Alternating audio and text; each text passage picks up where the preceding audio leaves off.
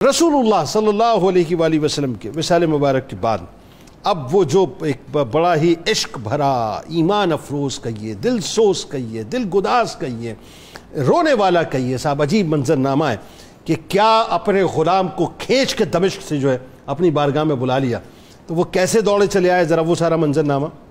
और ज़ियारत रसूल सल्लल्लाहु अलैहि वसल्लम, और फिर वो जो आखिरी आज़ान मदीने की फ़िज़ाओं में गूंजी है साहब, हसनैन करीमैन अलैहिमुस्सलाम के हुक्म मुताबिक, वो क्या थी ज़रा बताइए।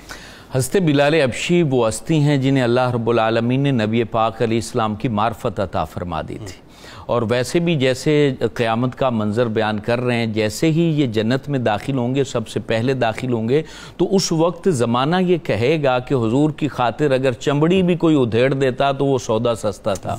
यानी इतना बड़ा इनाम अल्लाह रब्बुल आलमीन अता फरमा रहा है। हज़रत बिलाल वो हस्ती हैं जहाँ इश्क भी आके सबक पड़ता है। फना फिर रसूल का लफ्ज़ हम नकीबों से सुनते हैं, उसकी हकीकी मिसाल जो है वो हज़रत बिलाल हबशी है। हुजूर अलैहिस्सलाम की ज़ात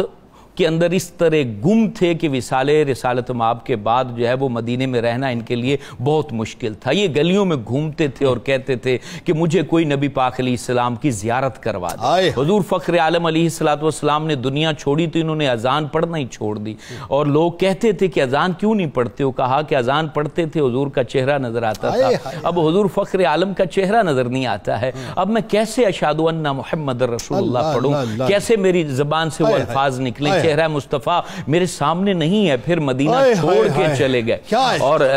शाम में चले गए, और वहां एक रात हुजूर फ़ख्र आलम फारूक के दौर में चले, हाँ, हुजूर फ़ख्र आलम सल्लल्लाहु अलैहि वसल्लम की ज़ियारत ख्वाब में हुई, और कहा बिलाल हमें छोड़ के कहाँ चले गए हो, मिलने ही नहीं आते हो। अल्लाह अकबर। फौरन उठे, कहा हुजूर लब्बैक या रसूल अल्लाह, मैं हाजिर हूँ आका, और फौरन सवारी तैयार की, मदीने की जानिब जब आए तो किसी पहर में और मदीने के लोगों ने बाहर आके इनका इस्तिक़बाल किया, कहा कि मुअज़्ज़िन रसूल आए हैं, सभी ने इस्तिक़बाल किया। हुजूर जाने रहमत सल्लल्लाहु अलैहि वसल्लम के मुबारक मज़ार पर हाज़िरी दी, और तमाम लोग इकट्ठे हो गए, कहा कि हुजूर के मुअज़्ज़िन आए हैं, नबी पाक जाने रहमत अलैहिस्सलाम से सच्ची मोहब्बत करने वाले आए हैं, हुजूर फ़ख्र आलम की खातिर अपनी चमड़ी उधड़वाने वाले आए हैं, हुजूर अलैहिस्सलातु वस्सलाम से सच्चा प्यार करने वाले आए हैं। रोज़ा अतर से लिपट के ऐसे रोते थे जैसे बच्चा जो है वो बिला तमसील, जैसे मतलब अपनी माँ की मतलब आगोश में आगोश में रो रहा, और फिर इतना रोए हुजूर की बारगाह में। फिर मदीने के लोगों ने आके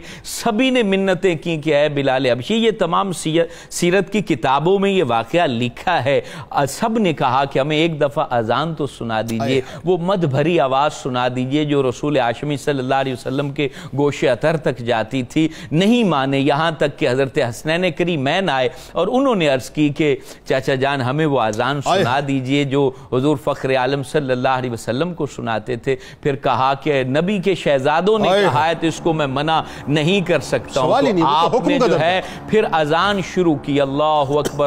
अकबर कहा। ये पढ़ते पढ़ते आपकी रिक्कत तेज हो रही थी, हुजूर फ़ख्र आलम अलैहिस्सलातु वस्सलाम का दीदार नहीं नसीब हो रहा था, यहाँ तक कि जब आपने कहा अशहदु अन्ना मुहम्मदर रसूलुल्लाह, जैसे ही ये अल्फाज कहे मदीने पाक के अंदर आहो फुगा का शोर बरपा हो गया। खवातीन जो पर्दा नशीन थी वो भी बाहर आ गईं, बच्चे माओं से लिपट कर रोने लगे कि हुजूर के मुअज्जिन आ गए हैं, नबी पाक कहाँ हैं, उनका दीदार कैसे करें। और ये कहते हुए आप पर रिक्कत तारी हुई और आप वहीं पर जो है वो बेहोश हो गए। जब होश आया तो फिर आप मदीने से दोबारा शाम की तरफ चले गए।